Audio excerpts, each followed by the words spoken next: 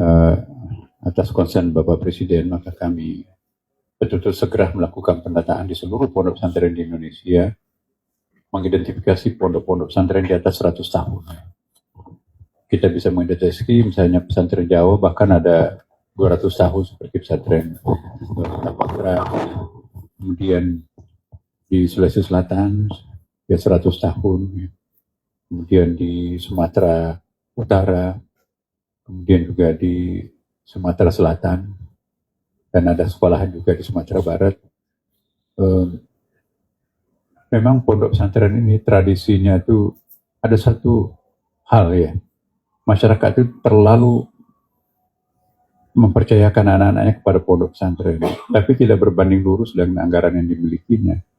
Karena tradisi pesantren itu mungkin biasanya terlalu tawadu ya, dia istilahnya tadi Caimin itu mandiri ya.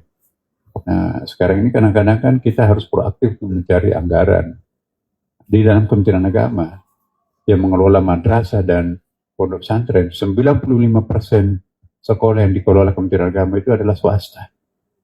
Mungkin berbeda dengan Dikti dan Diknas, 90% negeri, ya kan? Tanahnya, bangunannya, semua diselesaikan oleh negara. Tapi kalau pondok pesantren, 95% itu adalah swasta murni. Kita Kementerian Agama hanya memberikan sedikit sebatas anggaran yang ada di Kementerian Agama di madrasah itu. Nah itu, sementara minat masyarakat ini terlalu banyak yang ke pondok pesantren. Kenapa? Karena mereka itu merasa anaknya lebih aman di sekolahkan di pondok pesantren. Mereka melihat bahwa aman dari narkoba, aman dari pergaulan bebas, dan memang menunjukkan bahwa karakter anak-anak pesantren itu lebih dinilai oleh masyarakat, itu lebih terpercaya menciptakan karakter anak-anak yang saleh. Tapi pada saat yang bersamaan kita tidak mendapatkan anggaran yang cukup untuk 42.000 pondok pesantren itu. Tentunya prioritas utama kita itu pada bangunannya, bukan tuanya pesantren itu.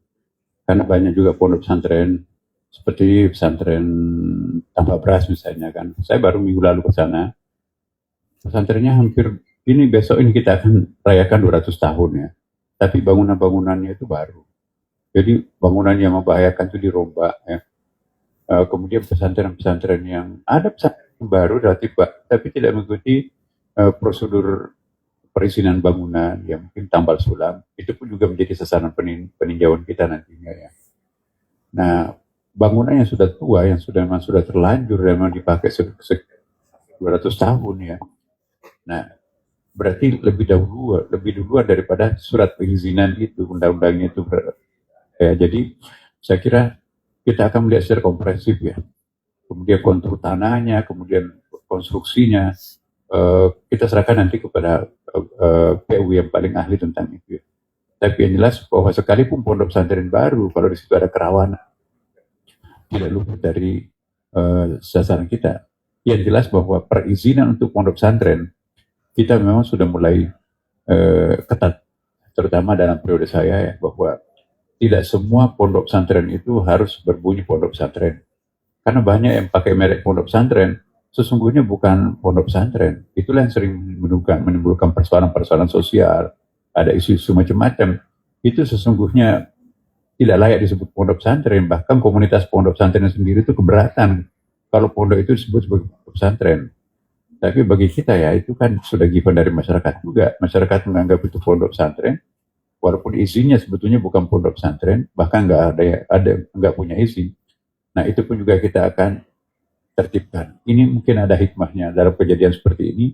Insya Allah kita akan berbenah dengan di bawah koordinasi Pak Menko, Pak Caimin, insya Allah komprehensif. Nanti kita akan melihat mulai madrasahnya, pesantrennya, bahkan termasuk juga musalahnya, Cak ya, musalah dan masjidnya, karena banyak juga masjid-masjid yang roboh yang sudah ratusan tahun itu ya. Itu pun juga kita akan sekaligus melakukan penelitian. Tentu berdampingan kita nanti dengan tim-tim yang ahli, ya Cak.